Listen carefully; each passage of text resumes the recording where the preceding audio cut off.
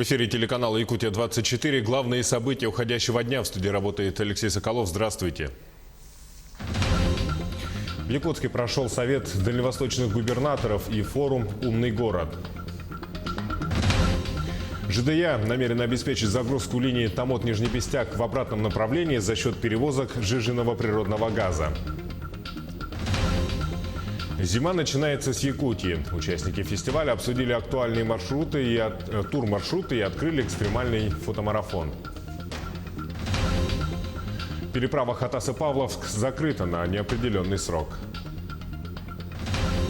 В Мирнинском районе начала работу веб-конференция «Содействие трудоустройству инвалидов». И дайджест событий Нерюнгринского района в обзоре наших коллег.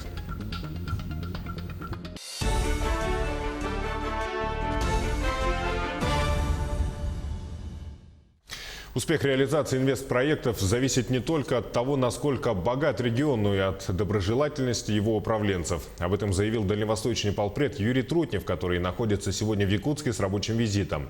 Сегодня вместе с губернаторами регионов Дальнего Востока он провел ряд совещаний, где обсуждали вопросы развития округа. Подробности в материале Ульяны Шагиной. Якутия является одним из лучших регионов по привлечению инвесторов. Такое заключение сделал полпред президента в Дальневосточном федеральном округе Юрий Трутнев. Динамику привлечения инвесторов в регионы Дальнего Востока одним из первых обсудили на заседании Совета под председательством полпреда. Наряду с Якутией в этот список вошли Сахалин и Амурская область. Сегодня на Дальнем Востоке реализуется более 2000 различных инвестпроектов, и успех в этом направлении, по мнению Трутнева, зависит не только от того, насколько богат регион, но и от доброжелательности его управленцев. Я считаю эту работу очень важной, потому что если приходят инвестиции, значит растет экономика. Если растет экономика, значит больше становится бюджет и больше возможностей для улучшения жизни людей, и динамика жизни региона другая. Между тем, в рамках заседания обсудили и вопрос введения льготной ипотеки по 2% годовых для молодых семей Дальнего Востока. По словам главы Якутии Айсена Николаева, сейчас постановление Российской Федерации находится на завершающей стадии согласования, и в ближайшее время решение по ней уже будет подписано. Вопрос практически сегодня уже на завершающей стадии. Мы как раз сегодня под руководством Юрия Петровича Трутнева рассмотрели данный вопрос.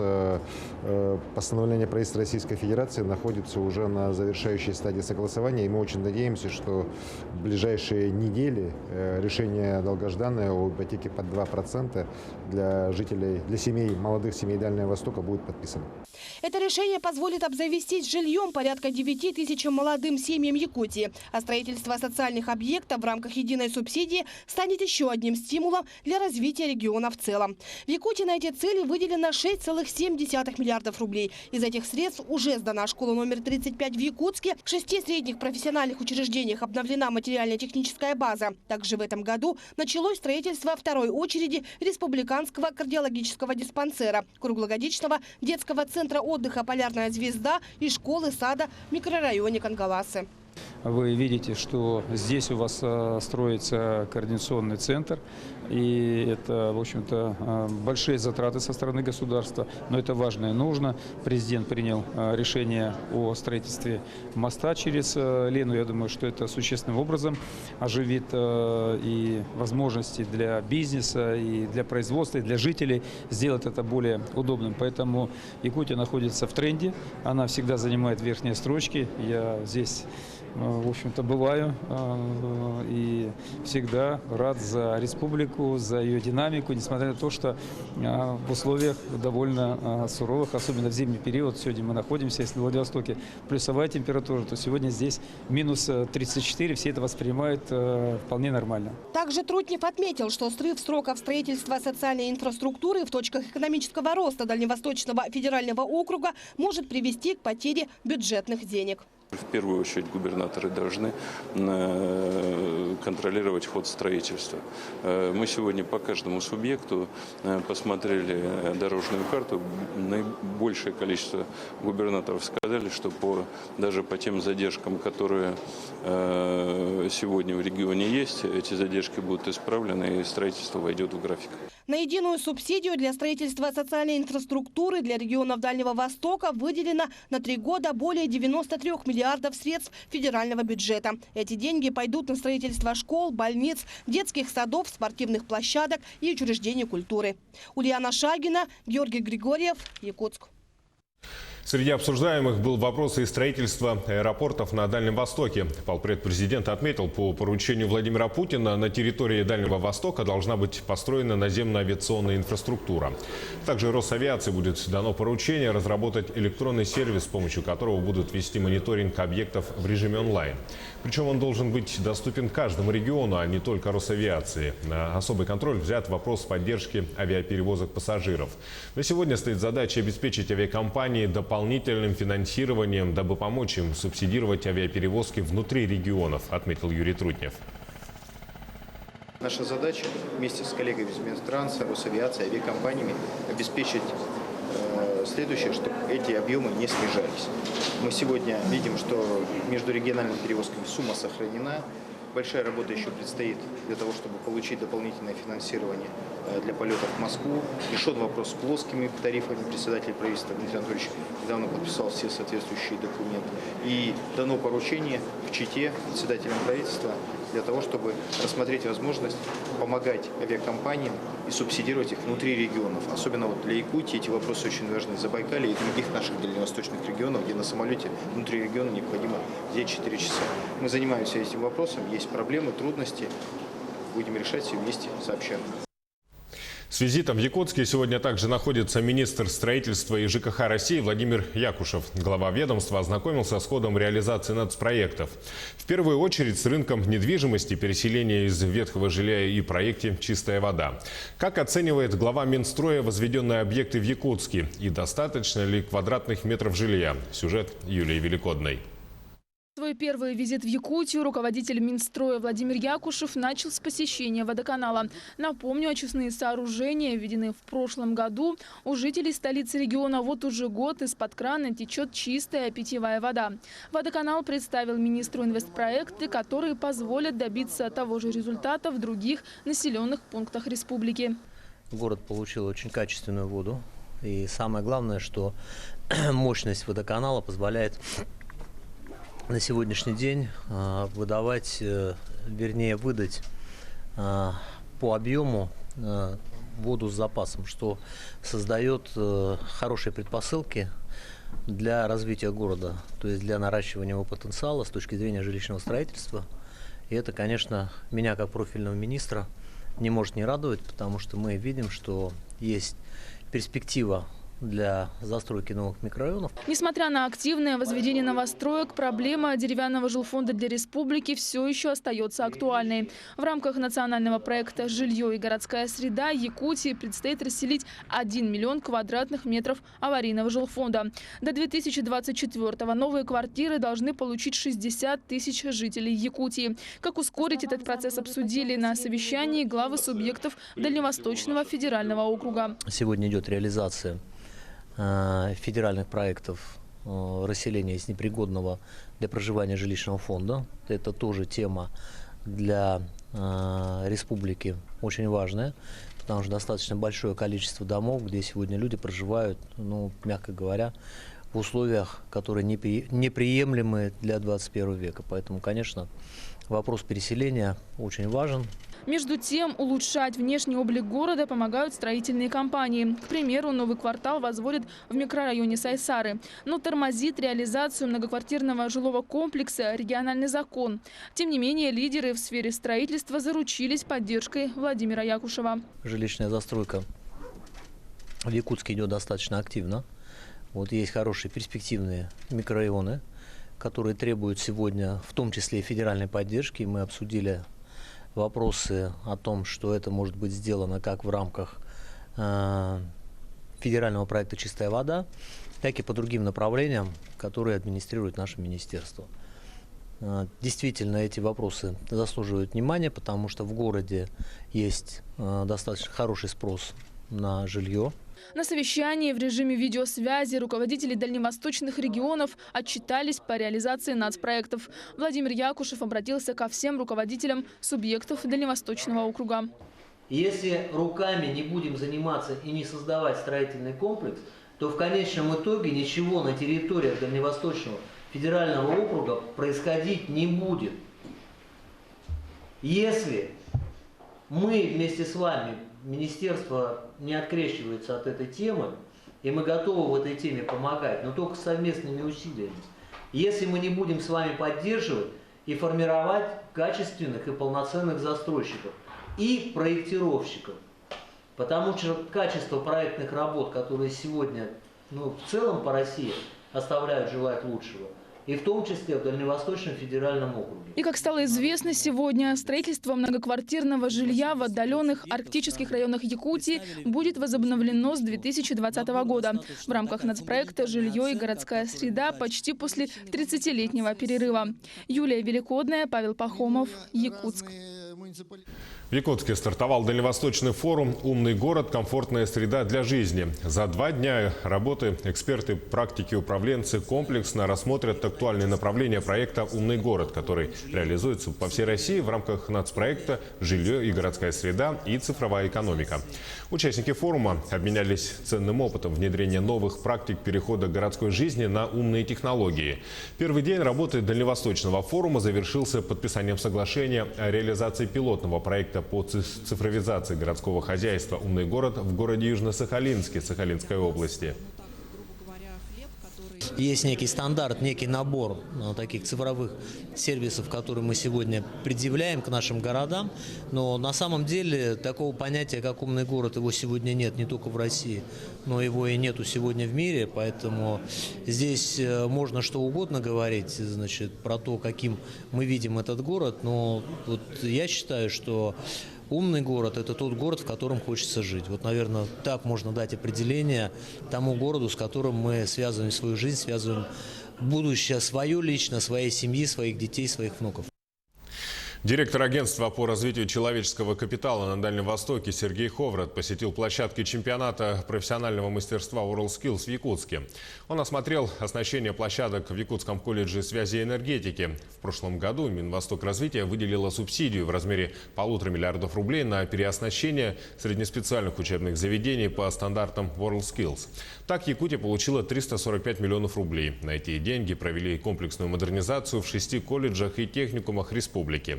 Сегодня в колледже связи проходят соревнования по 10 компетенциям. Директор агентства с представителем учебного заведения Министерства образования обсудили вопросы подготовки кадров в соответствии с требованиями экономики. Наша главная задача как Института развития – это не обеспечить предприятиями резидентов ТОР новыми кадрами, которые нужны им для своего производства. И вот как раз агентство в этой связи, первое, понимая, что нужно предприятиям специалисты такой или иной направленности, оно взаимодействует с учебными заведениями. То есть мы соединяем учебные заведения и работодателя. Оранжерея в подъезде и туристический маршрут в городе Якутске. В IT-парке в рамках форума «Умный город. Комфортная среда для жизни» прошла встреча с заместителем министра строительства и ЖКХ России Максимом Егорова с молодежью. Молодые архитекторы, студенты инженерно-строительных университетов, а также активисты общественных организаций республики представили свои проекты в рамках благоустройства Якутска и других крупных городов республики. В завершении встречи замминистра рассказал, что Минстрой России создал координационный совет по вовлечению молодежи и популяризации добровольчества в сфере развития территории. И сегодня я представил проект «Гринбары в многоквартирных домах». То есть выращивание растений без помощи почвы. То есть это наш совместный проект с компанией «Зеленая лаборатория», которые являются резидентами технопарка Якутия и Сколково. Актуальность заключается в том, что в нашем регионе из-за условий Крайнего Севера круглогодичное выращивание зелени и иных культур не представляется возможным. И то есть все, что к нам привозится из других регионов и т.д., переживает довольно длительные процессы в виде транспортировки. И, как правило, за все это время все вот это теряет все свои полезные свойства, ну и вкусовые качества. То есть и наша цель – это установить в каждый жилой дом такие установки, чтобы жильцы имели круглогодичный доступ к подобным зелени и иным культурам. Мост через Лену в Якутии построят рядом с селом Старая Табага, в самом узком из возможных мест. Это на 30 километров южнее столицы региона. Ширина русла там составляет лишь 2,5 километра. Об этом сообщают федеральные СМИ. Отмечается, что рассматривались 3 варианта строительства подъездных путей к мосту. В ноябре этого года приоритетным был назван вариант, который совмещает создание моста и берегозащитной дамбы в селе. Итак, в верховьях русла Лены относительно узкое. В районе Якутска оно расширяется до 5-7 километров. Дальше ширина в отдельных местах превышает 20 километров. Как прокомментировал это решение глава региона Айсан Николаев: Старая Табага – это практически единственное место, где строительство моста вообще возможно. Ученые также отметили, что данный район является оптимальным с точки зрения сочетания природных и экономических факторов. Конец цитаты. Акционерное общество «Железные дороги Якутии» намерено обеспечить загрузку линии Томот-Нижний Бестях в обратном направлении за счет перевозок сжиженного природного газа. Это важный фактор, поскольку в настоящее время в обратную сторону дорога загружена не более чем на 15%. Отметим, что с момента сдачи участка Томот-Нижний Бестях бизнес начал пересматривать схемы доставки и пересчитывать расценки. Этот факт позволяет начать процесс обратной загрузки линии. А далее небольшой блок рекламы и смотрите на телеканале Якутия-24. Переправа Хатас-Павловск закрыта на неопределенный срок. В Мирнинском районе начала работу веб-конференция «Содействие трудоустройству инвалидов». Зима начинается с Якутии. Участники фестиваля обсудили актуальные турмаршруты и открыли экстремальный фотомарафон. В эфире Якутия-24 мы продолжаем наш выпуск. Ледовая переправа Хатас-Павловск временно закрыта. Водолазы извлекли тела погибших при провале подлета грузовика. Ранее мы сообщали, что в утонувшей на переправе машине находилось трое. Одному удалось спастись. Предварительной причиной провала грузовика стало превышение допустимой разрешенной массы автомобиля. Вес грузовика превышал 5 тонн при допустимых 3 тоннах. Информация о возобновлении движения будет направлена дополнительно. Ледовая переправа Хатас-Павловск через реку Лена закрыта к эксплуатации. Место провала огорожено. Установлены запрещающие знаки. Уважаемые автомобилисты, соблюдайте установленную грузоподъемность на ледовых переправах. Использование несанкционированных стихийных переправ, проезд автомобиля с повышенной массой может повлечь за собой провалы транспортных средств и гибель людей. Не рискуйте своей жизнью и жизнью пассажиров. В Мирнинском районе начала работу веб-конференция «Содействие трудоустройству инвалидов». Ее участники общаются между собой в интерактивном режиме. Докладчики – люди со всей России, которые, несмотря на ограниченные возможности, достигли успеха в бизнесе и общественной деятельности. Конференция будет проходить в течение 3 дней в программе онлайн-консультации с юристами, бизнес-тренерами и психотерапевтами. Также в семинаре примет участие Центр занятости населения Мирнинского района, который подробно расскажет об услугах и возможностях трудоустройства маломобильных граждан. К вебинару могут присоединиться все желающие. Рабочую ссылку можно найти на официальном сайте Мирнинского района. Формат очень удобный. Можно в удаленном доступе общаться с разными городами, с разными населенными пунктами. Люди нашли себя, и не просто нашли себя в жизни, а и сумели заработать на свои какие-то потребности. Также некоторые не то что сумели заработать для себя, но также создали другие рабочие места. Должен помочь инвалидам, во-первых, самоопределиться, во-первых, получить достаточно компетентной информации о возможности трудоустройства, которая может быть либо в форме самозанятости, индивидуального предпринимательства, либо устройства на работу. Даже те слушатели, которые, скажем так, не относятся к категории инвалидов, они, послушав участников, они поняли, что могут сделать гораздо больше, как и для себя, так и для своей страны. В 13 городах и 3 селах Якутии завершается первый республиканский фестиваль современной культуры. В рамках проекта улицы городов и сел преобразованы в произведения искусства с учетом пожеланий местных жителей. Так, в Ленске в городском парке планируется установить инсталляцию от художницы Ксении Кудриной, уроженки этого города. А буквально на днях в сквере рядом с центральным ДК будет установлена скульптурная композиция в виде еловых шишек. Также у фестиваля большая образовательная миссия. Проходят творческие встречи с художниками, открытые дискуссии с местными жителями.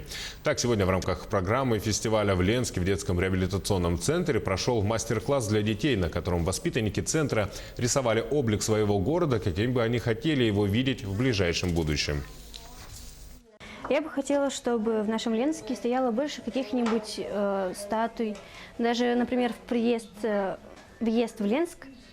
У нас стояли какая-нибудь женщина, как в Алекминске. Добро пожаловать в Ленск. И побольше фонтанов, площадок побольше, чтобы было. Чтобы не только были там просто горки и качели, чтобы были какие-нибудь там... Чтобы детям было интересно. На моем рисунке изображен дом рядом с Леной. Через Лену проходит мост. Также я надеюсь, что в дальнейшем будущем у нас будут машины, которые будут передвигаться на экологическом чистом материале.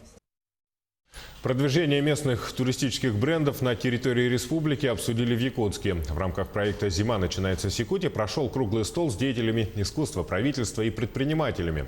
По мнению участников, в Якутии созданы все предпосылки для активного роста креативной экономики. Одним из факторов ее развития считается цивилизованный рынок интеллектуальной собственности. На данный момент ведется плановая работа по созданию правовой базы научных изобретательских процессов. Нам нужно собраться, обсудить проблемы и рассмотреть, как нам двигать дальше республику. И такая площадка в рамках «Зима начинается с Якутии» – это бренд. Это бренд ККСХ, только в зимнем варианте. Самая большая, наверное, для нас объединить три кита – это государство, это бизнес и творческие деятели. Если мы найдем общее понимание и общее движение, то мы много сможем сделать. Также в рамках фестиваля «Зима начинается с Якутии» прошел первый экстремальный фотомарафон «Ниже нуля».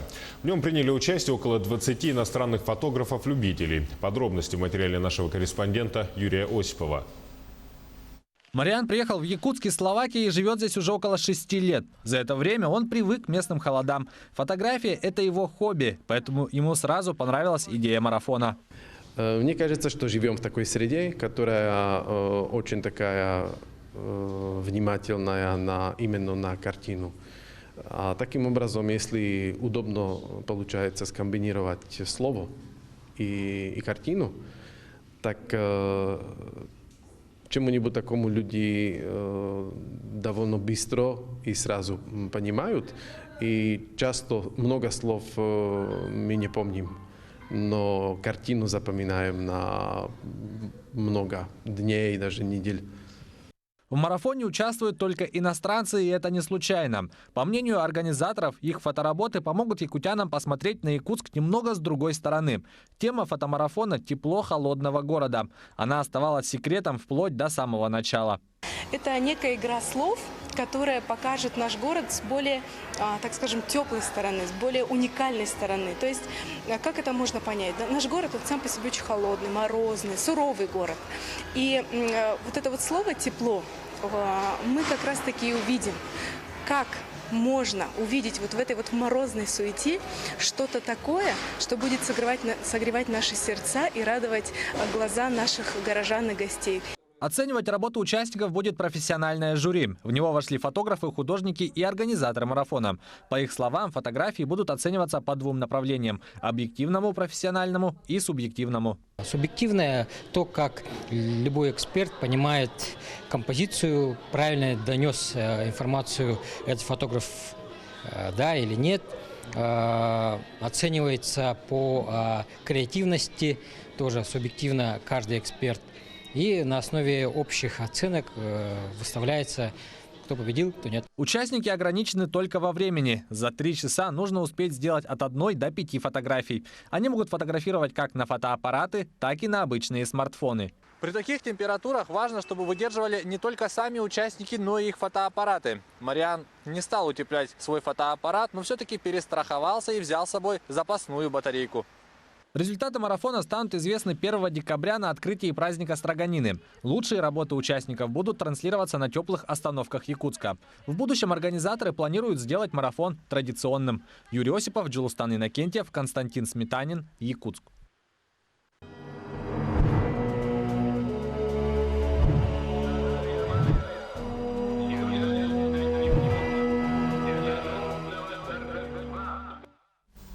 Мы продолжаем акцию, посвященную 75-летию победы над фашистской Германией. Сегодня на нашем канале Якутия-24 в 21:00 смотрите фильм, изготовленный нашими коллегами в 2000 году.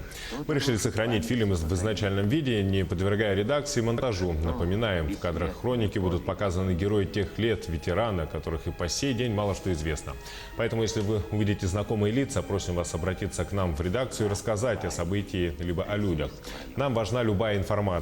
Телефон горячей линии редакции 42 08 88. В благодарность за участие в создании материала наш телеканал передаст в дар этот видеофильм. Итак, акция «Мы помним» сегодня в 21:00 на нашем телеканале. Далее эфир Якутия-24 продолжит дайджест событий Нерингринского района. Я передаю слово моим коллегам.